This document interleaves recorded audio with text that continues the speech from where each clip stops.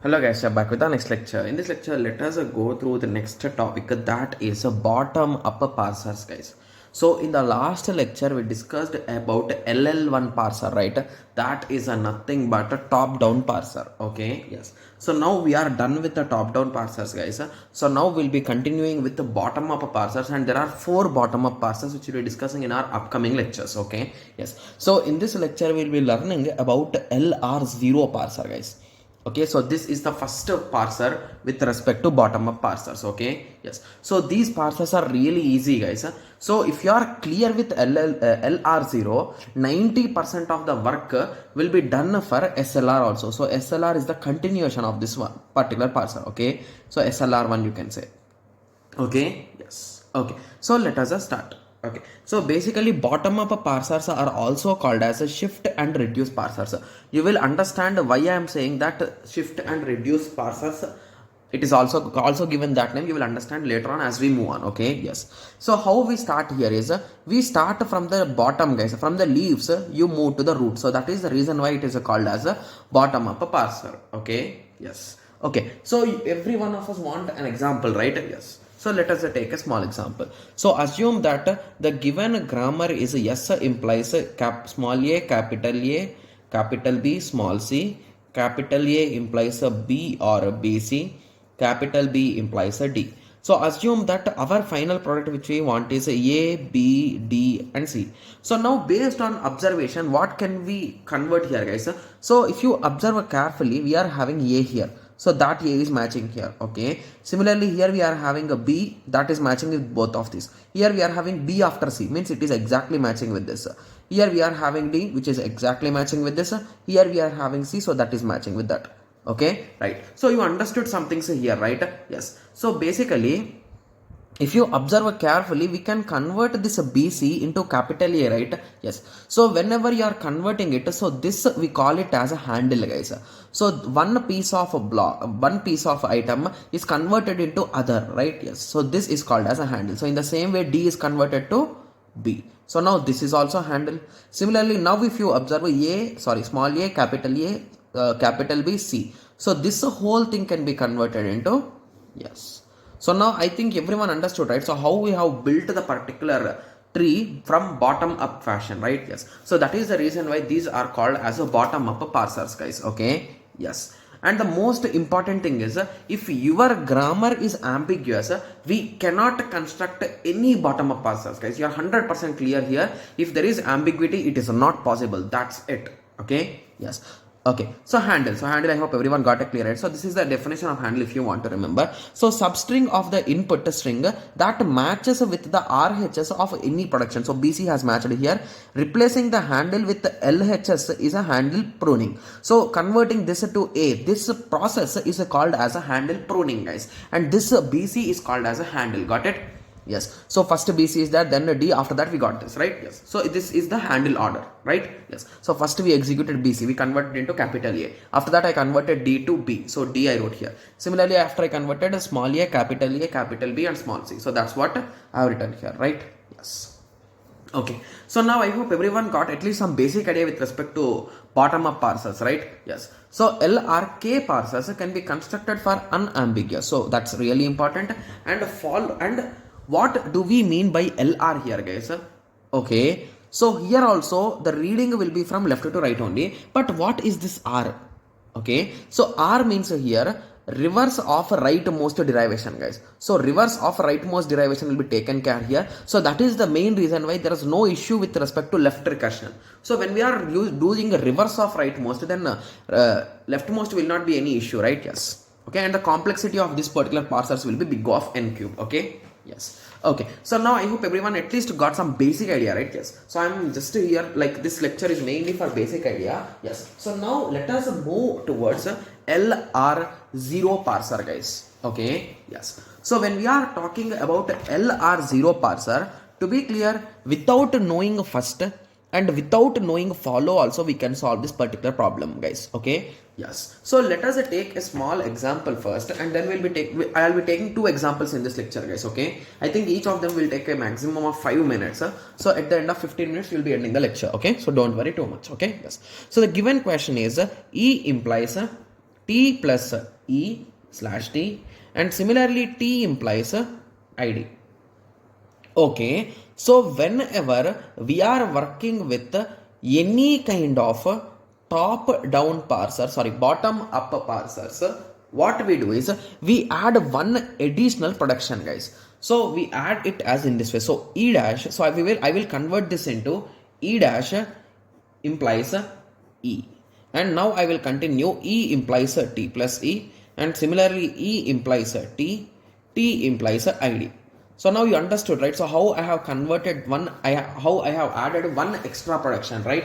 Yes. So now you understood, right? Yes. So the main reason why we add this particular thing is to reduce confusion, guys. Okay. Yes. So you will understand what do I mean by that confusion. Okay. Yes. And this particular production is called as augmented production. Okay, please remember the terminology, guys, because you might expect a direct question of theoretical question from these type of things, right? Yes. Okay, so now we have successfully converted this, right? Yes.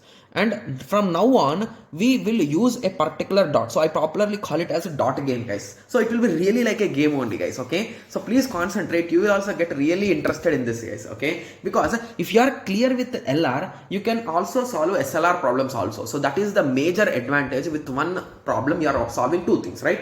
Yes. Okay, so let us start. So this is our given thing, right? So in the center of the page, draw it, guys. Okay, guys, I request you to also take a piece of paper and start solving it with me, guys, because only then you will understand this thing, because this is a bit practicing topic. Okay. Yes. Okay, so now once you have written it, so make it a box, guys. Okay, and now I told this is a dot game, right? So place a dot at the start. Dot, dot, dot, dot. Okay, so now what we do is we start eating, guys. So that dot will start eating. So now if it starts, this starts eating, so it is going to eat e, right? So if this starts eating, it will eat e, t. If this starts eating, it will eat t. If this starts eating, it will eat id. So now there are total how many different parameters that it can eat? It can eat e, t or id. So give those productions. So if it eats e, what will be the thing, guys? So it will cross that e, right? So indirectly it have eaten it e, assume in that way, or assume it as a bus. So that bus is traveling, it needs to go to this village e. So it has crossed it now. So in that way, anyway you assume it, guys, but you need to solve it. That's it, right? Yes. So now it has eaten completely and there is nothing left out. So you can mark a tick here. Okay. Similarly, when it comes to t, okay, it is having two things, right? So the first thing is e implies t dot plus e, and similarly e implies t dot. Okay, moving on. So this is done. So here one of them is done and the other will continue because it will eat plus next time. Okay, so and the other part is id. Okay, so it is going to eat that only id, so that will also be done, right? Yes. Okay. Yes. So now this will continue again. So now it will eat plus. Okay, so once it has eaten plus, so please concentrate, guys. Plus dot e.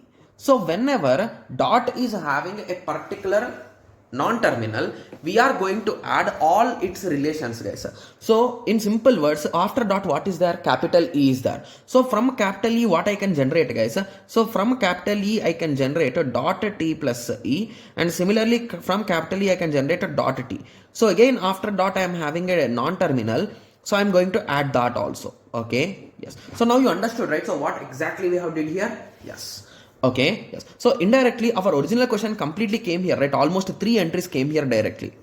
Okay. Yes. So now at the end I am going to eat that particular e. Okay. And I am going to get a result in this way, right? Plus e dot. So I have crossed that particular village and it's done. But when it comes to these two parts, so these two parts are already repetition, right? So if I eat t, I'm going to get this only. So for that is the main reason why we give some numbers here, right? Here, guys. So this is I0, I1, I2, I3, I4, I5. So if I eat t from here, what will happen? I'm going to get I2 only. So you can write it in this way, or you can keep a loop also, but rather than loops I recommend you writing in this way, guys, because it will reduce your confusion. Okay. Yes. So when it comes to id, you are going to I3, done. Yes. So now we have successfully drawn the diagram, right? Yes. And I did not say one thing about it, this guys. So if you observe here carefully, so here I told a particular thing, right? So whenever after dot we are having non-terminal, you need to write it. Then few students might have a doubt that then how did I write everything at the start, right? Yes. So you are also correct, guys. So when you are filling that first table, we will start checking E dash implies a dot E. So now E came here. So what are E's friends? So these two people. So those two people came here. So after that T, after dot T is there. So now T's friend also came. So I will be taking few questions in which not all the entries will come, guys. So now at least you understood, right? So what exactly we did? So that is the reason why. So here what we are moving always, we are moving that dot. So that is the reason why I popularly call it as a dot game, guys. Okay. Yes. So here one production is done, here one production is done, here one production is done, here the other production is done. So indirectly all four productions have been done at four different places, right? Yes. Okay. So now let us start building the table. So indirectly how many I's we are having, guys? I0, I1, I2, I3, I4 and I5. So let us write them down. I0, I1, I2, I3, I4 and I5. And what are our symbols? We are having a plus, ID as well as a dollar, right? Yes. So these are the three symbols. So dollar will be everywhere, guys. Remember it. Okay. Yes. And we are having a few more things. So we are having this E and T also, right? Yes. Yes. And this first part is called as action, guys. Okay, and the second part is called go to part. Okay, and I will be teaching you a trick without even drawing the table. You can say whether it is LR0 yes or no. So don't worry, we'll be discussing about all those tricks, guys. Okay, yes. Okay, so let us start. So first observe, guys. So if in I0 if 0 is given, where I am going? In I0 if a plus is there, so from I0 if a plus is there, I am not going to go anywhere. So let us go in the reverse way. So in I0 if E is there, I will go to I1. So instead of I1 you can directly write 1 only, guys. There is no issue. On this side you can write numbers directly. So when it comes to I0 to T with a T, I can go to I2. Okay, so it is a 2. From I0 with the ID I will go to I3. So whenever you are writing I3 in the action part, write it with S3, guys. So here S indicates a shift. Okay, yes, I told you shift reduce parser, right? Yes, so this is shift. Okay, yes. Moving on with the I2. Sorry, I1 with from I1 there is no outputs, so there is nothing to fill here. When it comes to I2 with the plus, okay, I2 with the plus, I am going to I4, means I will write S4. Okay, similarly from I3 I am not going anywhere. From I4 with the E I am going to I5. Okay, with the E I am going to I5, and similarly I4 with the T I am going to I2. From I4 with the ID I am going to I3. I3. So S3, right? Yes. So now I think everything has been done, right? Yes. Okay. So now most of the students will be like, okay, so we done till here, right? Yes. So now one more thing is, so this here we have filled only shift, right? Yes. Then what about reduce? So what is a reduce, guys? Reduce is nothing but reducing something, right? Yes. So exactly at what position? So we have completed some steps. So here I1 is completed. Here I2 is completed. Here I3 1 is completed. And here 1 is completed. So for easy understanding, let us give numbers for this things, guys. So let us assume this particular statement as a reduce 1. This particular statement as a reduce 2. This particular statement as reduce 3. Okay. And as there is no need of assumption of this, guys, and always observe. So I1, so here there is that this originally doesn't exist, right? So that is the reason why in I1 in a dollar symbol write accepted. So that's a standard thing, to be clear. Every time you will be getting there only, guys. Okay, yes, if you always take the first one on the top, it will be at that place only. There is nothing to confuse. Okay, yes. So now we are left out with these three rules, right? Yes. So 1, 2 and 3. Okay, yes. So R1. So R1 where it completed at I5. So in I5 fill R1. R1. No need to fill here, guys. Okay. Similarly moving on with respect to R2. So R2 finished in I2. Okay. So now okay. So here we got two items in a single row. So this is R2. Okay. Similarly this is done. So now we are left out with ID, that is R3. So R3 has completed in I3. So R3. So now if you observe, the table looks okay, but I found a small issue here. Did you also see it? So why are there two items in a single cell? Hence, this particular given question is not LR0, guys. Got it? Yes. So I wantedly took a wrong example in the initial cases, guys, because most of the students will be asking, when I take correct examples, most of the students will be asking like, then what about wrong example? So we want wrong example. So in that way, every student will be there, right? So that is the reason why I took a wrong example in the initial cases. So now you understood, right? When you can say that a particular grammar is not LR0, because we got two items in a cell. Okay, so to resolve this issue only, we will learn SLR, guys. Okay, that is a simple LR, that's just a simple LR, that's it. Okay, yes. So now I previously told that without drawing a table also I can say that there is LR issue, right? The thing is, when you observe this particular cell, here one is reduced, right? So this particular item has reduced and this particular item is still continuing. Means indirectly here I am writing in the whole row, right? Yes. So if this particular entry comes in the whole row, then what about this plus? So this plus and this whole entry will collide with here, right? Yes. So that is what you can recognize with the help of our trick, guys. Got it?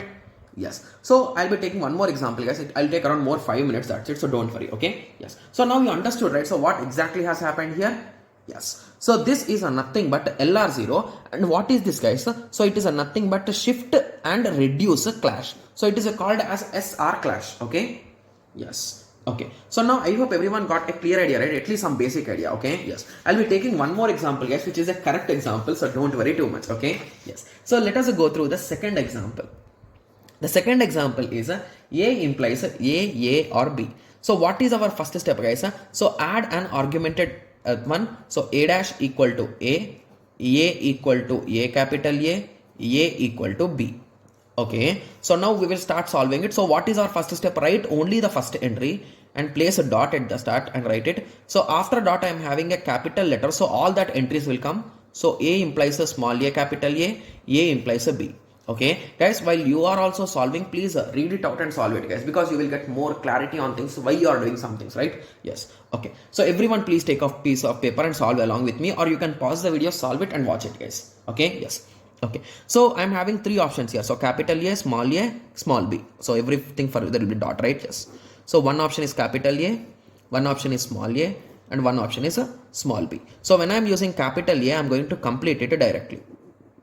Okay, so this is a nothing but I1. So if you recall, in I1 row at $, we gonna get accepted, right? So the same case here also. Okay, moving on here we are going to get A implies a small a dot capital A. So here I got capital A again. So means all entries of capital A are going to repeat. A implies a dot B, right? Yes. Okay, moving on to this part, here we are having a B. Okay, yes. So when it comes to here we are having A implies a B dot. So this is also done. I2, I3. Okay. So now if you concentrate again, so now using capital A, we can complete that first line, right? I can cross that particular game. So this is also done.